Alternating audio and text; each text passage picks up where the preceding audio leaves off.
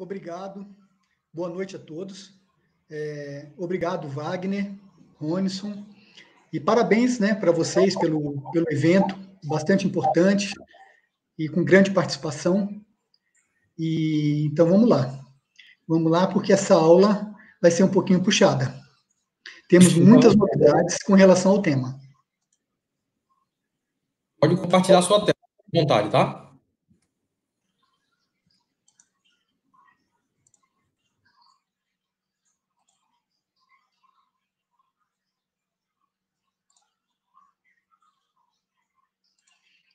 A minha tela está compartilhada? Isso, nós estamos te vendo e vendo. Pode mandar ver. Bom, o tema da aula, então, é atrofia muscular espinhal. Na verdade, é um tema bastante amplo, né? A gente poderia ficar aqui a noite inteira falando sobre isso, mas o foco que eu vou dar nessa aula são das perspectivas terapêuticas.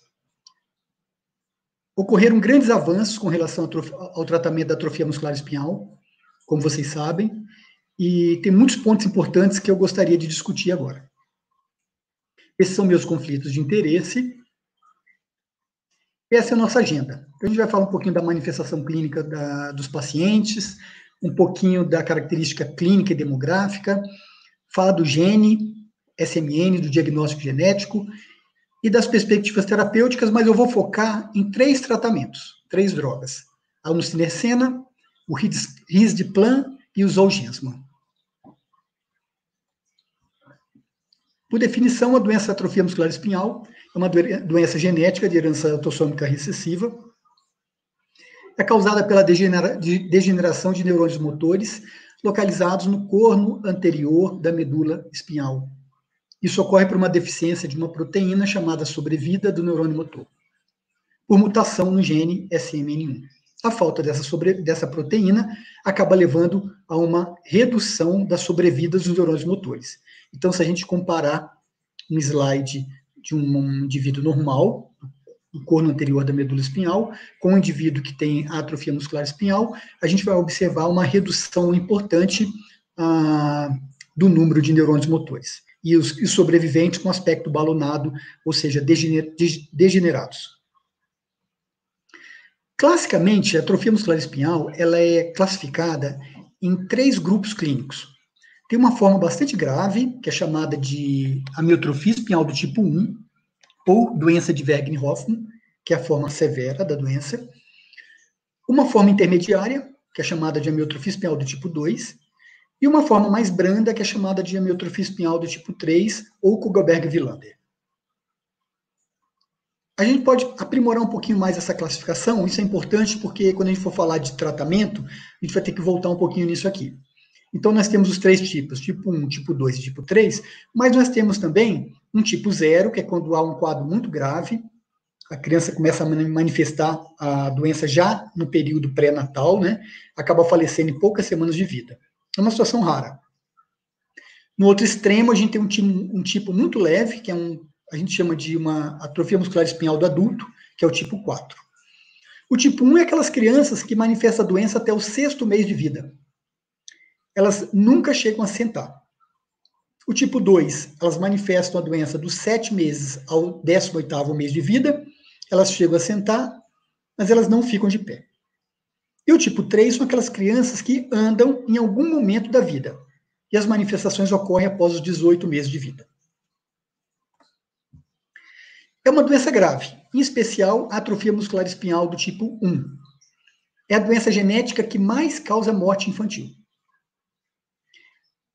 Em termos de história natural, mais de 90% das crianças com atrofia muscular espinhal do tipo 1 não sobrevivem ou ficam livres de ventilação mecânica e suporte nutricional até os 2 anos de idade.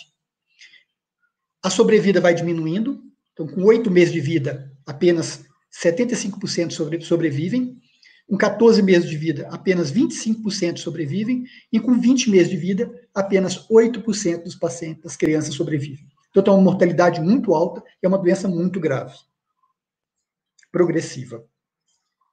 A incidência é calculada em torno de 1 para 6 mil nascimentos, até 1 para 11 mil nascimentos. Se a gente considerar o número de nascidos no Brasil em 2017, a gente pode fazer um cálculo da seguinte forma. Então, a gente esperaria, por ano no Brasil, em torno de 260 a 477 novos casos de atrofia muscular espinhal. Comparando os três tipos, o mais comum é o tipo 1, que é exatamente o mais grave. Metade dos casos são a miotrofia espinhal do tipo 1, e a outra metade, tipo 2 e tipo 3.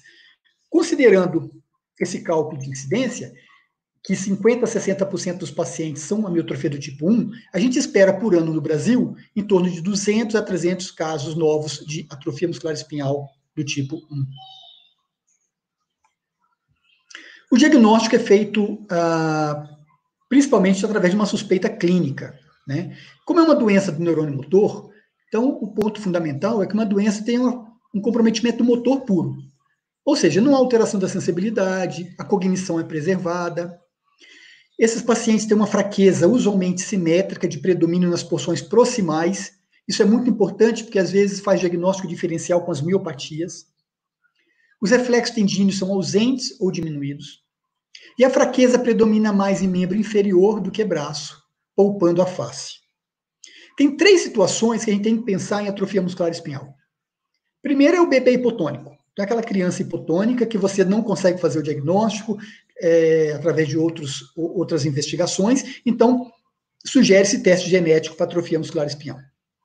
Aquela criança que anda, que tem sinal de Gowers, mas com a CPK é normal, ou levemente aumentada. Ou seja, não é uma distrofia muscular. Então, essa é uma situação também que deve ser testada para atrofia muscular espinhal. Toda criança que tem fraqueza muscular, com a presença de fasciculação e ou tremor fino nas mãos, a gente também tem que investigar. As fasciculações, a gente pode observar nesse vídeo, na língua, é muito fácil de ver. É só pedir a criança para colocar a língua para fora, você vai ver com muita facilidade a presença da fasciculação. Isso é um marcador muito forte da doença. A gente sempre deve investigar. E o outro marcador é um tremorzinho fino de extremidades, que essas crianças têm. Ajuda muito a gente a suspeitar da doença. Então, fraqueza muscular com essas alterações, pense em atrofia muscular espinhal. A grande revolução que ocorreu na história da atrofia muscular espinhal foi a descoberta do gene que causa a doença. Isso ocorreu em 1995, um trabalho brilhante publicado na Cell, e além da descoberta do gene, foram descobertas alterações genômicas importantíssimas que hoje a gente utiliza para tratar esses pacientes. Então, vamos lá. Esse gene, o gene SMN, ele é localizado no cromossomo 5. Na verdade, existem duas cópias dele. Uma cópia chamada SMN1 e uma cópia chamada SMN2. Uma no telômero e a outra no centrômero. A cópia que é funcional e que produz a quantidade suficiente de proteína, a gente diz até 100% funcional, é o SMN1. O SMN2 é uma cópia falsa. Né? Ela produz uma quantidade muito pequena da proteína, menos de 10 a 20% da proteína funcional. Mas está ali presente. Ela vai entrar em ação logo, logo. Por que tem essa diferença entre o gene SMN1 e a cópia SMN2? Na verdade, a cópia SMN2 ela é praticamente igual ao gene SMN1, mas ela tem uma mutação, que é uma troca de uma citosina por uma timina, logo no início do exon 7. Isso vai criar um sítio que é um silenciador de splicing exônico. Aí, durante o processo de transcrição, esse exon 7 ele não vai ser incorporado. Então, o transcripto produzido ele é menor, faltando um pedaço, faltando o exon 7. Dessa forma, a maior parte da proteína codificada por esse transcripto ela é degradada, ou seja, é pouco funcional. Essa é a razão. Então, o que acontece com o indivíduo que tem atrofia muscular espinhal? Um indivíduo normal, então, ele tem o SMN1 e o SMN2. No indivíduo que tem atrofia muscular espinhal, ele não tem o SMN1. O fato dele ainda reter e ele ainda ter o SMN2 implica que a quantidade de proteína produzida pelo SMN2 não é suficiente para evitar a doença na ausência do SMN1.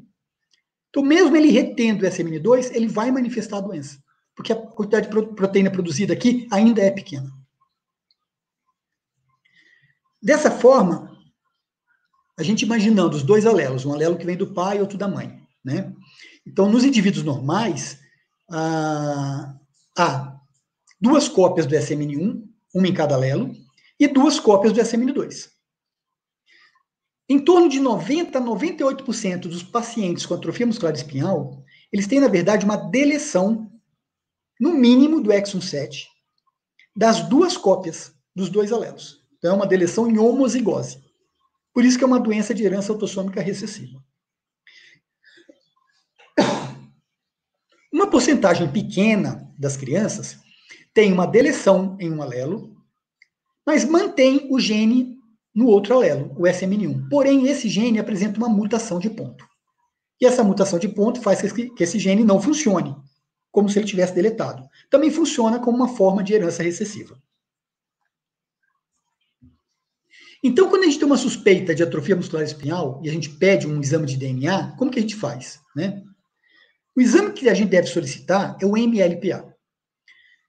O MLPA é uma técnica que quantifica o número de cópias do SMN1 e do SMN2. Com isso, você vai conseguir identificar se o indivíduo tem deleção ou não. Considerando que a grande maioria dos pacientes com amiotrofia espinhal, a mutação é deleção. Se eu não tenho nenhuma cópia do SMN1, então eu fiz o diagnóstico de atrofia muscular espinhal. Essa é a forma de confirmar geneticamente. Mas tem alguns pacientes que têm ainda uma cópia do SMN1. Ou esse indivíduo ele é portador, como é o caso do pai ou da mãe, ou esse indivíduo, na verdade, tem uma mutação de ponto no outro alelo e também faz com que ele manifeste a doença. Então, toda vez que eu tenho um quadro clínico compatível com atrofia muscular espinhal, e no teste do MLPA eu identifico uma cópia do SMN1, eu preciso solicitar o sequenciamento de gene para tentar identificar a localização da mutação e que tipo de mutação que é. Se o MLPA identifica duas cópias do SMN1, então muito provavelmente não é atrofia muscular espinhal. No entanto, se o quadro clínico for extremamente compatível, é importante também mandar o DNA para sequenciamento. Porque há descrições, isso é muito raro, de mutações de ponto afetando os dois genes dos dois alelos. No Brasil, a gente fez um estudo bastante grande, né, coletando informações de vários centros, 12 centros, pelo menos, no Brasil, participaram desse estudo, incluindo mais de 500 pacientes com atrofia muscular espinhal com diagnóstico genético. Observe que em torno de 90%, 90,5% dos nossos pacientes ocorreu uma deleção em homozigose no exon 7, ou seja, compatível com aquilo que é mais comum mesmo. No entanto, nós tivemos um índice bastante alto, quase de 10% de pacientes, com a presença dessas mutações pontuais. Isso reforça a importância de solicitar o sequenciamento gênico após o teste do MLPA, quando há uma suspeita muito forte de atrofia muscular espinhal. E por que há essa diferença clínica? Isso é muito importante para a gente entender as terapias. Então, a gente tem criança com atrofia muscular espinhal do tipo 1, que é muito grave, AME do tipo 2, que é intermediário, e AME do tipo 3, que é mais leve. A principal explicação está novamente nas cópias do SMN2. Lembrando, reforçando que no indivíduo normal eu tenho duas cópias do SMN1 e duas do SMN2. Na maioria dos pacientes com atrofia muscular espinhal do tipo 1, onde eu não tenho o SMN1, eu vou ter duas cópias do SMN2. A presença dessas duas cópias do SMN2, elas não são suficientes para evitar a doença, porque a quantidade de proteína produzida por elas é pequena.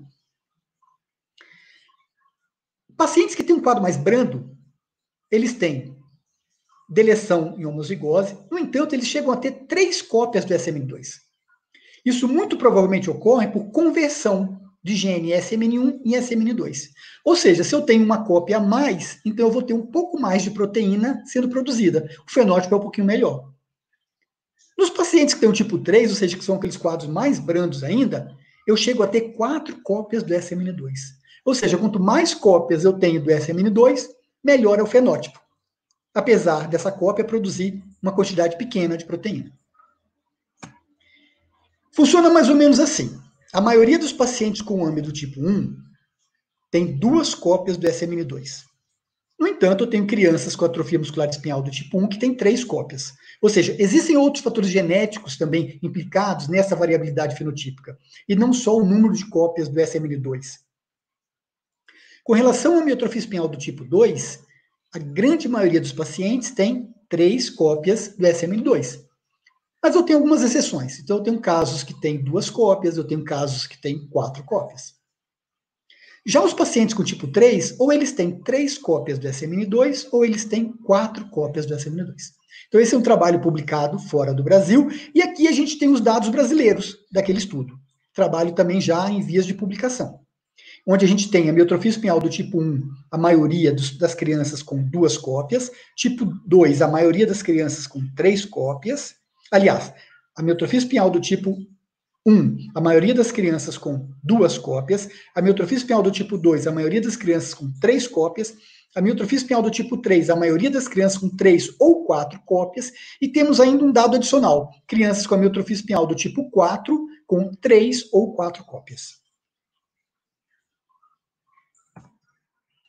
Por que essa proteína é tão importante? Na verdade, ela é uma proteína do neurônio motor, mas ela age também em toda a unidade motora. Então, ela tem uma função importante no corpo celular do neurônio motor, mas ela age também nas sinapses, especialmente com astrócitos. Ela atua também na célula de Chivan, melhorando a condução nervosa, e atua também na junção neuromuscular. E a identificação também da proteína no tecido muscular. Ou seja, é uma proteína importante em toda a unidade motora, e não só no neurônio motor. É uma proteína que atua regulando o splicing de diversos outros genes. E ela é localizada numa estrutura chamada spliceossomo, que é uma estrutura com atividade catalítica responsável pela execução do splicing de diversos genes. É formado por ribonucleoproteínas, de maneira similar ao ribossomo, que são proteínas ligadas a moléculas de RNA do tipo RNA de pequeno nuclear. Durante muitos anos, o único tratamento disponível para atrofia muscular espinhal foi reabilitação, fisioterapia, né? Então, a gente tem alguns consensos, alguns guidelines para acompanhar o tratamento desses pacientes. E em 2018, nós tivemos essas 2 publicações, que eu recomendo a leitura, porque é um consenso com guideline para diagnóstico genético, fisioterapia, reabilitação, cuidado ortopédico, crescimento, nutrição, cuidado pulmonar, situações emergenciais, envolvimento de outros órgãos, uso de medicamentos e questões éticas e cuidados paliativos. No entanto, nos últimos anos, surgiram perspectivas terapêuticas extremamente importantes para a atrofia muscular espinhal. Vou tentar explicar um pouquinho como essas terapias funcionam. Então, volto novamente àquele esquema onde eu mostro aqui a presença do gene SMN1, produzindo 100% da proteína funcional, e o gene SMN2, que produz muito pouco da proteína funcional. Indivíduos com atrofia muscular espinhal, eles não têm o SMN1. E a quantidade de proteína produzida pelo SMN2 é muito pequena. Então, a primeira proposta terapêutica é tentar ativar a região promotora do gene SMN2 para produzir mais proteína funcional. Uma droga que faz isso é o nusinercena, e a outra droga que faz isso é o risdiplam. Uma outra possibilidade terapêutica é o reimplantar o gene SMN1 através de uma terapia gênica. Nesse caso, o medicamento é o Zolgensma. Eu vou falar um pouquinho dessas 3 terapias. O nusinercena, ele foi o primeiro tratamento assim, realmente eficaz para atrofia muscular espinhal. Ele foi descoberto pela seguinte situação. Novamente, no gene SMN2, existe uma estrutura chamada silenciador de splicing trônico, que é localizada próximo ao exon 7, no intron, logo à frente do exon 7. Essa região foi identificada em 2004 na Universidade de Massachusetts. Isso foi muito importante, porque eles descobriram que essa é uma região que regula também o splicing do exon 7. E se você bloquear essa estrutura, você consegue reter o exon 7 durante o processo de transcrição. Ou seja, ao invés de você perder o exon 7 durante a transcrição, você vai segurar ele. Dessa forma, foi desenhado um oligonucleotídeo antissense chamado nusinercena. Esse oligonucleotídeo antissense, ele se liga a essa região e bloqueia essa região. Então, a quantidade final de proteína funcional produzida pelo SMN2 é aumentada. Após a descoberta, começaram os estudos em modelos animais, e os estudos foram muito promissores. Em 2016, saiu a primeira publicação de fase 1. Em 2016, o FDA já aprovou o medicamento para uso. Em 2017, a publicação de fase 2, que eu vou falar durante a aula, e aprovação aqui no Brasil na Anvisa. E o ano passado, o medicamento foi incorporado no SUS para tratamento de atrofia muscular espinhal do tipo 1, da forma grave da doença. O nusinercena, ele tem um problema. Ele é um oligonucleotídeo, ele não atravessa a barreira hematocefálica. Então, a administração dele é feita intratecal. E ele tem que ser administrado continuamente. Tem um período de doses que são mais próximas, que é uma dose que a gente chama de ataque, e depois a manutenção a cada 4 meses. Então, são 3 doses a cada 14 dias, uma dose após 28 dias e, posteriormente, a cada 14 meses.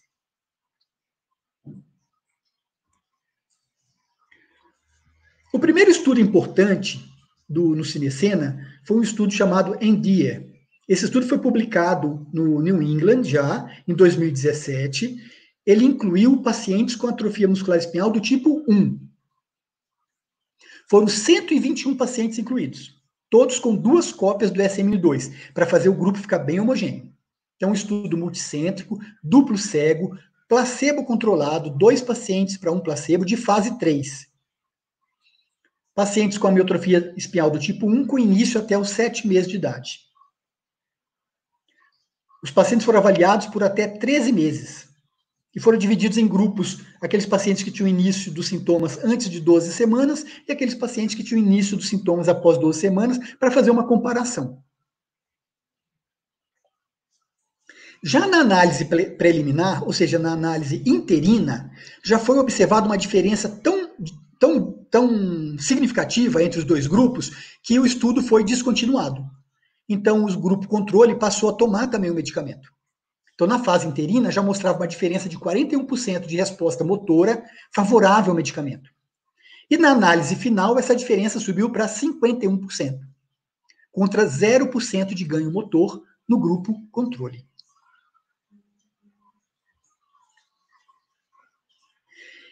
Então, nesses estudos são utilizadas diversas escalas motoras, né? Então, eu não vou entrar em detalhe nisso, eu vou tentar citar mais ou menos como elas funcionam, só para a gente entender um pouquinho. Então, no ENDEAR, que para atrofia muscular espinhal do tipo 1, mostrou que houve um ganho significativo na pontuação da escala Heine. A escala Heine, ela avalia marcos do desenvolvimento, atividades como sentar, rolar, sustentar a cabeça, né?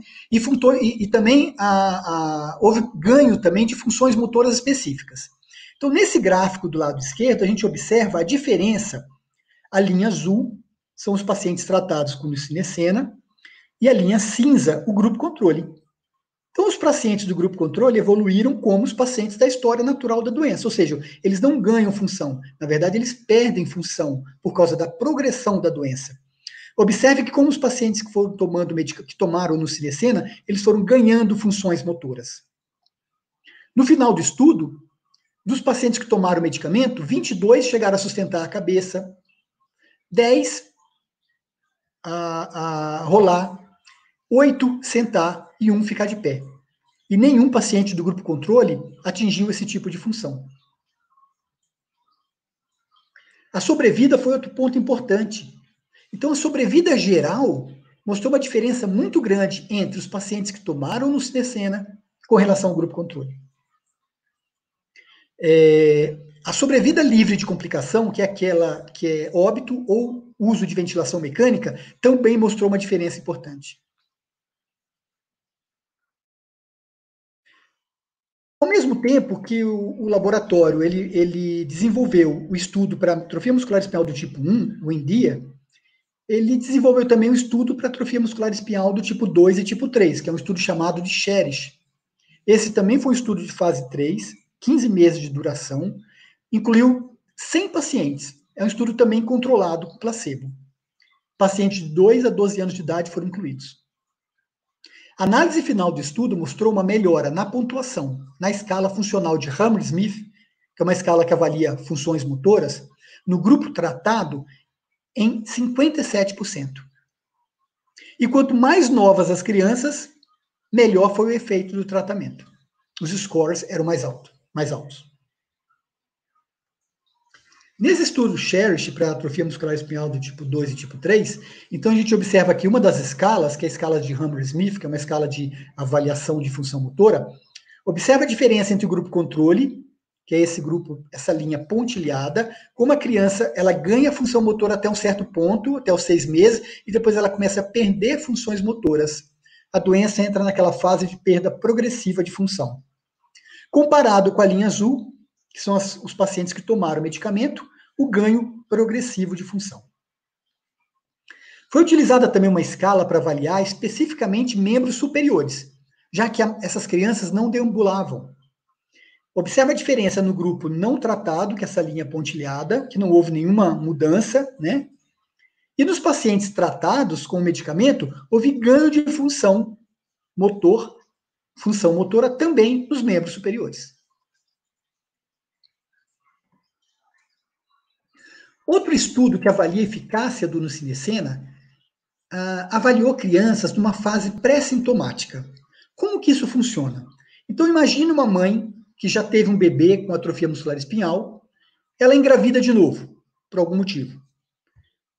Assim que o bebê nasce, é possível a gente já fazer o teste genético para saber se o bebê vai desenvolver a doença ou não. E é possível você fazer esse diagnóstico antes da doença começar a se manifestar, ou seja, num período pré-sintomático. Então, 25 crianças entraram nesse estudo, eles tinham até 6 semanas de idade, ou seja, numa fase pré-sintomática da doença, eles não tinham nenhuma manifestação clínica. Essas crianças foram avaliadas por um período médio de 34,8 meses, e os resultados gerais mostraram que, no final do estudo, todos sentavam sem apoio. Observe que crianças com atrofia muscular espinhal do tipo 1, pela história natural, elas nunca chegam a sentar. Então, essas crianças todos sentavam sem apoio. Ou seja, houve uma mudança muito drástica da função motora dessas crianças. 92% dessas crianças, no final do estudo, estavam andando com suporte. E 88% andavam sem ajuda. Ou seja, um marco motor nunca esperado para crianças com atrofia muscular espinhal do tipo 1. Além do mais, nenhuma criança necessitou de ventilação permanente ou de traqueostomia, e todas estavam vivas no final do estudo. Ou seja, uma redução muito acentuada da mortalidade nessa doença. Ocorreram alguns efeitos adversos, porém resolvíveis, em torno de 16% dos casos. Após a publicação desses estudos pivotais do nusinersen, vários locais do mundo começaram a publicar trabalhos de vida real, incluindo, inclusive, outros tipos de pacientes com quadros mais graves, pacientes com doenças, assim, com mais tempo de doença. E aqui no Brasil, a gente também começou a utilizar o medicamento. Hoje, no Brasil, a gente tem mais de 400 crianças tomando o nusinersen. E algumas acompanham no nosso serviço. Então, no período de 2017 a 2019, nós acompanhamos de perto 20 crianças com amiotrofia espinhal do tipo 1 tomando nusinersen. Ou elas ganharam o medicamento via judicial, ou via convênio, para aquelas crianças que tinham algum tipo de seguro-saúde. A idade média dos primeiros sintomas, foi de 2,7 meses, que é uma idade realmente comum de acontecer, é a idade média mesmo que essas crianças começam a manifestar. No entanto, a gente tinha um tempo médio de doença muito longo, ou seja, muitas crianças com muito tempo de doença sem tratamento. É uma característica do nosso meio. O que a gente observou? Primeiro, 28,6% dessas crianças adquiriram alguma função motora baseada na escala do Heine. E o mais importante, utilizando uma outra escala de avaliação motora, chamada Shock Intend, que é uma escala para ver melhor a função motora em crianças com AME do tipo 1, a gente observou ganhos. Então, com 6 meses, houve um ganho de 4,9 pontos. Com 12 meses, um ganho médio de 5,9 pontos. Com 18 meses, um ganho de 6,9 pontos. E com 2 anos de segmento, essas crianças ainda continuavam ganhando pontuação. Ou seja, já estavam ganho de 14 pontos. Obviamente, isso é inimaginável para crianças sem tratamento. AME tipo 1 determina uma perda funcional progressiva. Quando você acompanha essas crianças através da escala do Shock Intend, essas crianças nunca ganham nenhuma pontuação na escala, elas só perdem. Então, é uma resposta realmente drástica. E teve outros achados interessantes no nosso estudo. Primeiro, se a criança começou a tomar o medicamento e ela não estava em ventilação invasiva, ou ela tinha um tempo de duração de doença menor que 12 meses, ela teve uma resposta muito boa à terapia. Então, observa aqui o gráfico numa criança que não está em ventilação e na criança em ventilação. Então, você observa que houve um ganho significativo nos dois grupos. No entanto, quando a gente tinha uma situação onde incluiu no estudo crianças com ventilação mecânica, esse grupo não melhorou, mesmo quando eles tinham um tempo de doença menor que 24 meses. E o mais importante, as crianças que iniciaram a terapia, já em ventilação mecânica invasiva e com tempo de doença acima de 24 meses, não tiveram resposta satisfatória. Ou seja, a pontuação no primeiro ano, com 6 meses, 12 meses, não mostrou muita diferença. Isso reforça a importância do início precoce da terapia. E levanta uma questão também importante de quais seriam os benefícios da administração desse medicamento naquelas crianças que já estão em ventilação mecânica, totalmente dependente da ventilação mecânica, e também quando há um tempo de doença já muito longo. Acompanhamos também crianças com amiotrofia espinhal do tipo 2 e tipo 3. Então, durante 2 anos, de 2017 a 2019, nós acompanhamos 30 crianças em tratamento. Temos também crianças que não receberam o tratamento. Então, a gente utilizou essas que não receberam o tratamento como sendo um grupo controle. Porque, na verdade, elas passaram pelas mesmas avaliações funcionais, pela mesma avaliação médica. Então, a gente tem... observe que a idade média dos dois grupos é muito parecido e a proporção entre AME do tipo 2 e tipo 3 entre os dois grupos também é muito parecida. O que a gente observou?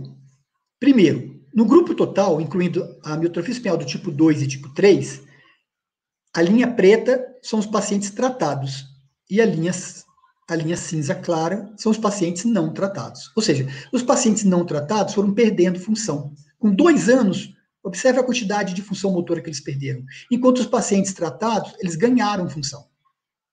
Quando a gente separou pacientes do tipo 2 e tipo 3, os pacientes com amiotrofia espinhal do tipo 2, eles parecem ter tido uma resposta melhor à terapia. E enquanto que os pacientes com amiotrofia espinhal do tipo 3 tiveram um quadro mais estável, até um pouquinho de perda, mesmo tomando medicamento. No entanto, a perda observada no grupo controle foi muito mais acentuada. Então, houve uma diferença significativa, bastante importante, mesmo considerando a perda que ocorreu dos pacientes tratados com tipo 3.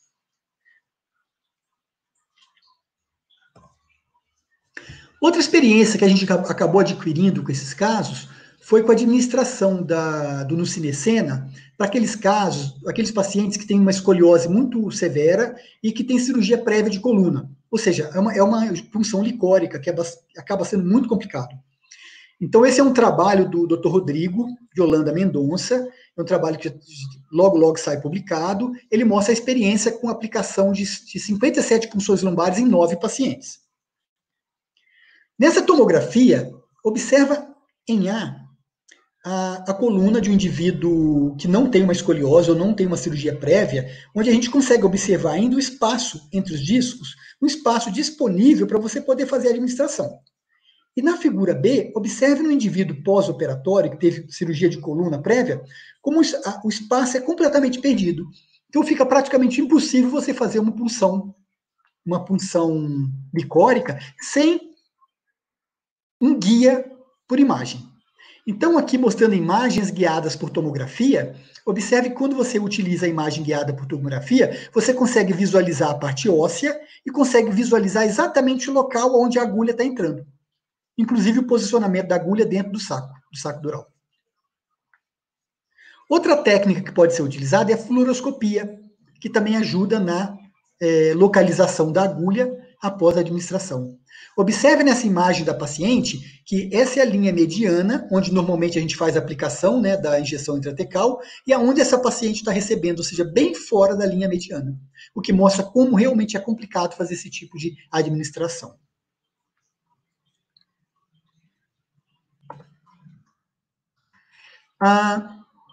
Moléculas pequenas. Bom, o nusinersen, ele é um oligonucleotídeo e ele não atravessa a barreira hematocefálica. Por isso que é um medicamento que tem que ser administrado via intratecal. Surgiu um grupo de moléculas que também atuam ativando o gene SMN2, só que essas moléculas são capazes de atravessar a barreira hematocefálica. Então são chamadas de moléculas pequenas. Tem principalmente 2 laboratórios trabalhando com essas moléculas. Um é o laboratório Roche e o outro é a Novartis. O laboratório Roche ele trabalha com um medicamento chamado Risdiplam. E eu vou mostrar os estudos clínicos para avaliar a eficácia do Risdiplam. Já o Novartis também tem um medicamento que está sendo testado, no entanto, o estudo está suspenso provisoriamente por ter tido alguns probleminhas, alguns efeitos adversos. Então, a gente vai focar aqui no medicamento do Risdiplam. Como que ele funciona? Novamente, eu volto o gene SMN2. Então, nós temos aqui o exon 7, e tem 2 estruturas no exon 7. Uma é uma estrutura chamada de Exonic Splicing Enhancer, tipo 2, que ele é capaz também de regular o splicing do exon 7. E tem uma outra estrutura que fica no intro, logo à frente do exon 7, chamado de 5' SS. O Risdiplam, ele é capaz de se conectar a essas 2 estruturas. Quando ele faz esse tipo de conexão, ele abre caminho para receber uma proteína chamada U1-SNRNP. Essa proteína ela é capaz de promover a inclusão do exon 7 durante o processo de transcrição. Ou seja, em vez de eu perder o exon 7 durante a transcrição, eu vou retê-lo. É assim que o medicamento funciona. E existem vários programas de ensaios clínicos do Risdiplam. Então, esses são os nomes dos estudos. Vocês já observaram que são peixinhos, né? Então, a gente tem o Firefish, que é um estudo que incluiu crianças com tipo 1. O Sunfish, que é um estudo que incluiu crianças com amiotrofia espinhal do tipo 2 e tipo 3. O Gillfish, que é um estudo que incluiu crianças que já haviam tomado outros tratamentos previamente, como o nusinersen, por exemplo. E o Rainbow Fish, que é o estudo para avaliar o efeito em crianças em estágio pré-sintomático. O estudo Firefish e o Sunfish eu vou apresentar agora, porque são estudos que já temos dados para isso. E o Rainbow Fish, ele ainda está em recrutamento. Então, o que eu gostaria de ressaltar aqui é o seguinte. Volta a lembrar que mulheres que já tiveram filhos com AME e que engravidam, logo que a criança nasce, a gente pode fazer o teste genético e fazer o diagnóstico pré-sintomático, antes da doença começar a se manifestar. E esse estudo a gente tem aqui no Brasil. Então, o nosso centro participa desse estudo e está recrutando crianças. Então, se alguém tiver informação de mulheres grávidas que têm histórico de ter tido crianças com amiotrofia espinhal, por favor, encaminhem essas mães para o nosso centro para a gente poder incluir nesses estudos. Falar um pouquinho do Firefish. O Firefish, ele avaliou crianças com atrofia muscular espinhal do tipo 1. O estudo ele atingiu o desfecho primário aos 12 meses de tratamento. E foram incluídas 41 crianças com atrofia muscular espinhal do tipo 1. É um estudo aberto, ele não é controlado. Idade de 2 a 7 meses. Crianças com início da doença entre 1 a 3 meses de idade. O resultado mais impactante é que 29% das crianças atingiram a capacidade para sentar. Ou seja, esse foi o desfecho primário do estudo. Ou seja, eles atingiram o desfecho primário do estudo. Outro achado importante é que 90% das crianças ganharam pelo menos 4 pontos na escala do Shock Tend. aqui, todas as crianças do estudo, observe que 90% delas tiveram ganho na escala. Volto a lembrar que crianças sem tratamento, elas perdem função. Elas nunca ganham nessa escala do Shopp-Entende. Então, aqui já mostra uma diferença bastante impactante. Outra diferença foi em relação à sobrevida livre de complicação, que foi muito superior, né, do que nos casos, na história natural da doença. Então, eu já comentei anteriormente que até 2 anos de idade, a maioria das crianças acaba falecendo, ou estão em ventilação mecânica quando não tratadas. Já no estudo do Riedzplan, 85% de sobrevida livre de complicação.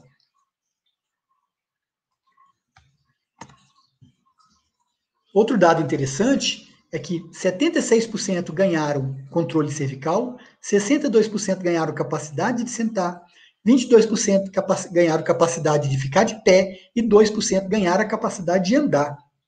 Ou seja, são funções inimagináveis de serem atingidas para crianças sem tratamento.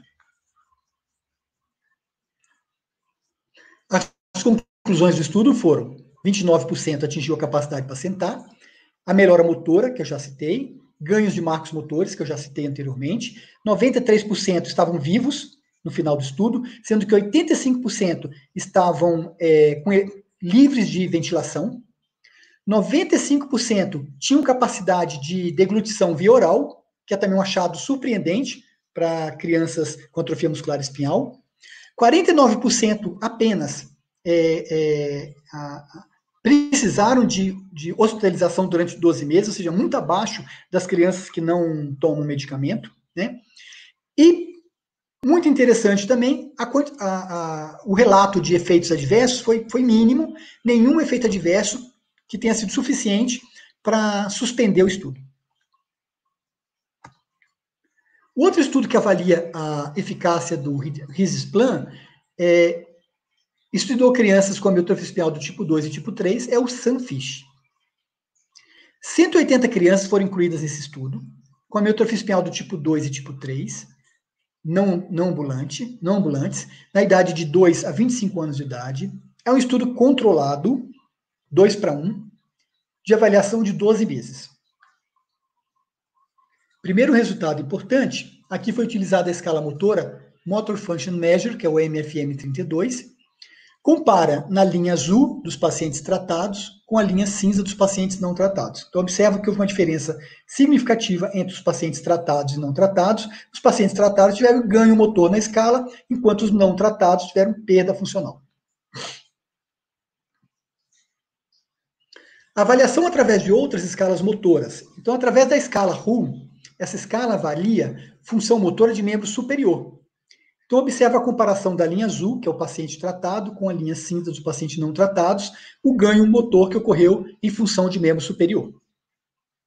A escala do Hammersmith também foi utilizada, então, novamente, tem uma diferença bastante evidente entre o grupo tratado, essa linha azul, com relação ao grupo não tratado, que é essa linha cinza. As conclusões do SUNFISH: ganho motor na escala do MFM e na escala de função motora foi maior nos pacientes tratados com Riedzplan. Ele melhorou também dependência em atividades da vida diária, utilizando essa escala. Não teve nenhum efeito adverso significativo que tenha levado à suspensão do tratamento. E confirmou os efeitos benéficos também para crianças com atrofia muscular espinhal do tipo 2 e tipo 3, que já tinham sido observados no FIREFISH para crianças com amilotrofia espinhal do tipo 1. E agora a gente entra na terceira terapia. Como eu já tinha explicado anteriormente, essa terapia é a terapia gênica. Ela é capaz de reimplantar o gene SMN1, o nome do medicamento é o Zolgensma. Como que isso funciona, né? Isso é um vetor viral, é utilizado um adenovírus 9, ele carrega o gene até o núcleo do neurônio motor, e lá ele forma um epissomo que fica livre no núcleo, não integrado ao genoma.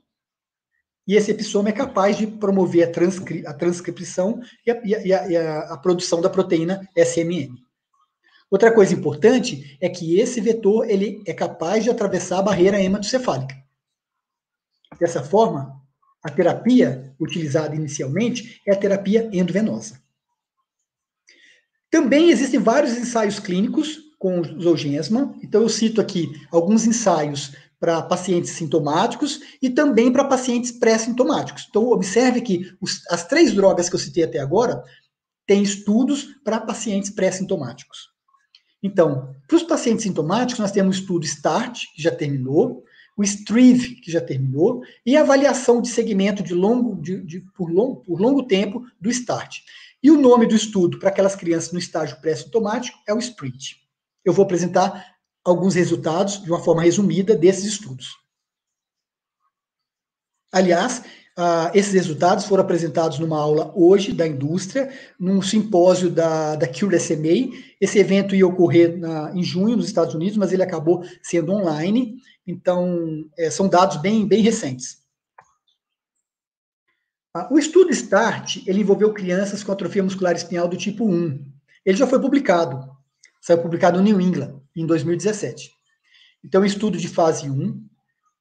Foi utilizado 2 doses diferentes. 3 crianças tomaram uma dose mais baixa e 12 crianças uma dose maior, entre 0 e 9 meses de idade, numa dose única endovenosa.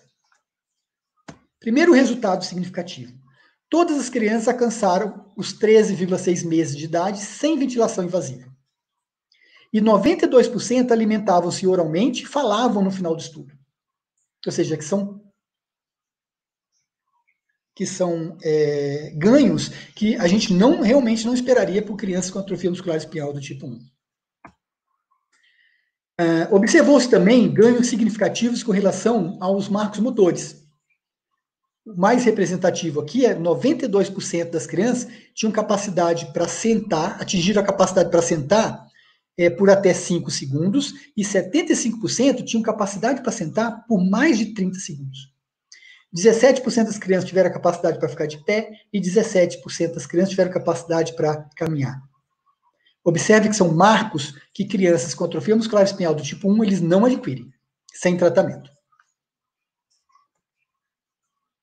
A escala do Chopin-Tende, que é utilizada para avaliar as crianças com tipo 1, ela mostrou uma diferença muito grande nessas crianças. Então, houve um ganho médio de 24,6 pontos na escala no final do estudo. A gente observa aqui que a grande maioria dos pacientes tinha uma pontuação acima de 40 pontos. Em torno de 50 e 60 pontos, já é próximo da normalidade. Apenas uma criança não evoluiu bem. Dentre as 12 crianças no final do estudo, 11 sustentaram a pontuação acima de 40 pontos. Então, além de ganhar a pontuação, eles mantiveram essa pontuação.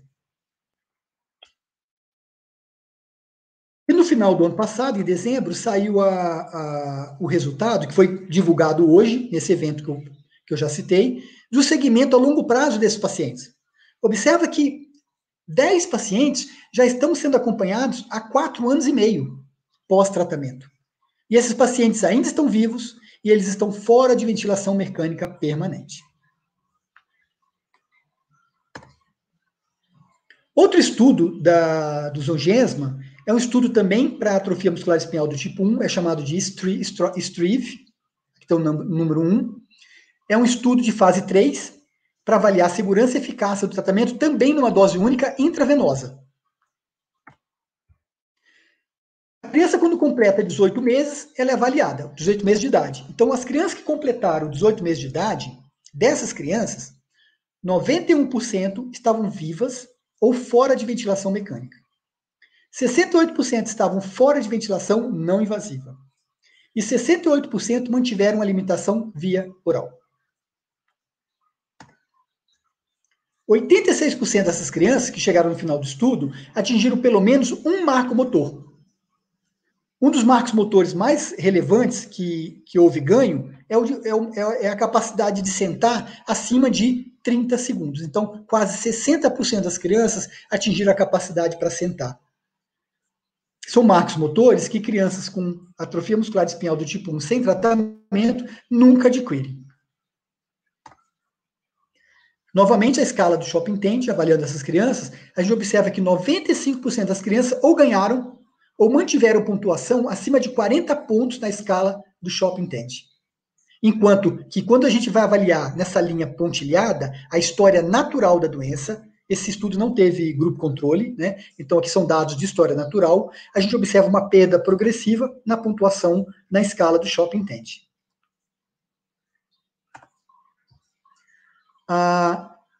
O Zolgensma também, a eficácia também foi avaliada no estudo para pacientes pré-sintomáticos, que é o chamado SPRINT. Esse estudo, ele ainda não terminou, né? Então, mas ele já terminou o recrutamento, mas as crianças ainda estão em avaliação. São crianças pré-sintomáticas até 6 semanas de vida. É um estudo de fase 3, envolveu 30 crianças. Aqui a gente não sabe ainda se a criança vai evoluir como uma amiotrofia espinhal tipo 2 ou tipo 3. Então, os grupos são divididos conforme o número de cópias do SMN2. Então, nós temos crianças ou com 2 ou com 3 cópias. Lembrando que 2 cópias, é muito possível que essa criança evolua para a amiotrofia espinhal do tipo 2. E 3 cópias é muito... Ou, pro tipo 1, desculpa. Com 3 cópias, é muito possível que essas crianças evoluem para a amiotrofia espinhal do tipo 2 ou do tipo 3.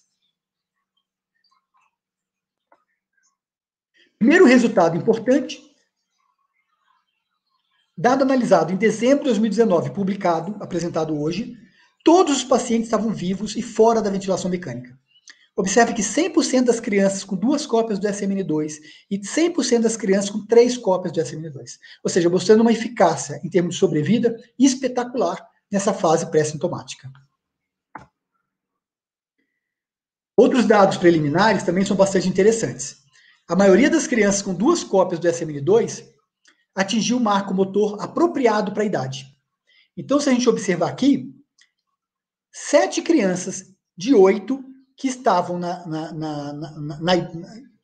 7 crianças atingiam a capacidade para sentar sem suporte por pelo menos 30 segundos na idade apropriada, dentre 8 crianças. 2 crianças atingiam a capacidade de ficar de pé por pelo menos 10 segundos na idade apropriada, na idade esperada, dentre 3 crianças. E 3 crianças atingiam a capacidade de andar sem ajuda na idade esperada, num grupo de 4 crianças. Já as crianças com 3 cópias da SMN2 também tiveram marcos motores apropriados para a idade. Então, 8 crianças atingiram a capacidade de ficar de pé com ajuda na idade esperada, dentro de um grupo de 9 crianças. 4 crianças atingiram a capacidade de ficar de pé por mais de 3 segundos, dentro de um grupo de 4 crianças, ou seja, as 4 que chegaram nessa idade, chegaram a ter essa função nessa mesma idade. E 2 crianças atingiram a capacidade para andar sem ajuda num grupo de 2 crianças que chegaram nessa idade. As crianças com 2 cópias do SMN2 ou ganharam ou mantiveram pontuação acima de 50 na escala de Shopping Intent, ou seja, muito próximo da normalidade. Observe que todas as crianças estavam com pontuação acima de 50, mas a maioria evoluiu para uma pontuação entre 60 e 64, que é considerada uma pontuação normal. Ou seja, do ponto de vista motor, muitas dessas crianças têm evoluído de forma normal, como se elas não tivessem a doença. Eu não citei anteriormente, mas tem outro estudo do Zolgensma, que é chamado de STRONG. Esse estudo ele tem o objetivo de avaliar a eficácia do medicamento em pacientes com atrofia muscular espinhal do tipo 2. No entanto, o desenho do estudo foi feito com uma dose única intratecal. Ou seja, ao invés da administração ter sido feita endovenosa, as crianças receberam o medicamento via intratecal. Qual o objetivo disso? O objetivo era reduzir a quantidade do medicamento administrado. 27 crianças entraram no estudo. No entanto, o recrutamento desse estudo acabou sendo suspenso porque foi identificada uma reação inflamatória licórica em primatas relacionada à administração intratecal. Tal evento nunca ocorreu nessas crianças. Mesmo assim, o estudo está parcialmente parado em termos de recrutamento.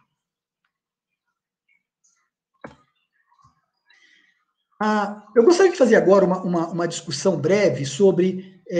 agora a gente tem 3 tratamentos disponíveis para atrofia muscular espinhal. O Nusinersen, que é da empresa Biogen, o Zolgensma, da Novartis, e o Ritsplan, da Roche. E alguns têm vantagens e desvantagens, então eu gostaria de discutir um pouquinho essas vantagens e desvantagens. Primeiro ponto importante, os 3 tratamentos têm eficácia demonstrada. Vocês viram nos estudos que eu citei até o momento, né? A eficácia é bem evidente. Não é possível ainda determinar se um ou se outro tratamento tem uma eficácia maior ou menor.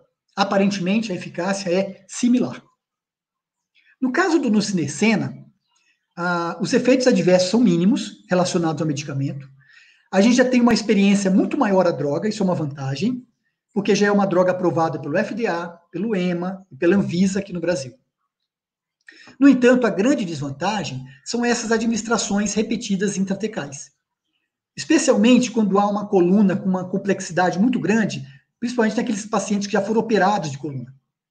Então, é a principal desvantagem do tratamento.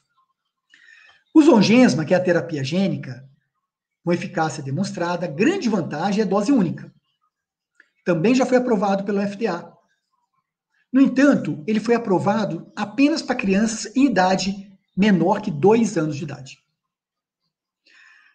Quais são as desvantagens, as limitações que ainda existem, né? Primeiro, a duração do efeito não é bem determinada. Embora os estudos tenham mostrado, você vê, eu mostrei um acompanhamento de quase 5 anos, né? E as crianças estão ainda bem, mas a gente não sabe quanto esse efeito dura. Outro problema é que quando você administra esse medicamento, você está administrando um vírus atenuado. E você muitas vezes tem uma reação imune a esse medicamento. Então, junto com a administração do remédio, você tem que fazer um ciclo de pulsoterapia. Isso é feito com prednisolona, né? Isso acaba tendo um probleminha, porque às vezes, mesmo após a administração, esses pacientes podem fazer alguma reação. E a principal reação é aumentar as enzimas hepáticas. E se essas enzimas hepáticas persistirem aumentadas por muito tempo, você tem que manter a imunossupressão. Você não pode parar. E já foi descrito recentemente na literatura crianças que tomaram medicamento e desenvolveram quadros graves de lesão hepática, inclusive com insuficiência hepática. Então, existe esse potencial risco. Apesar da gente ter, de já existir no mundo mais de 500, em torno de 500 crianças tomando medicamento, eu ainda considero a experiência ainda pequena, especialmente aqui no Brasil.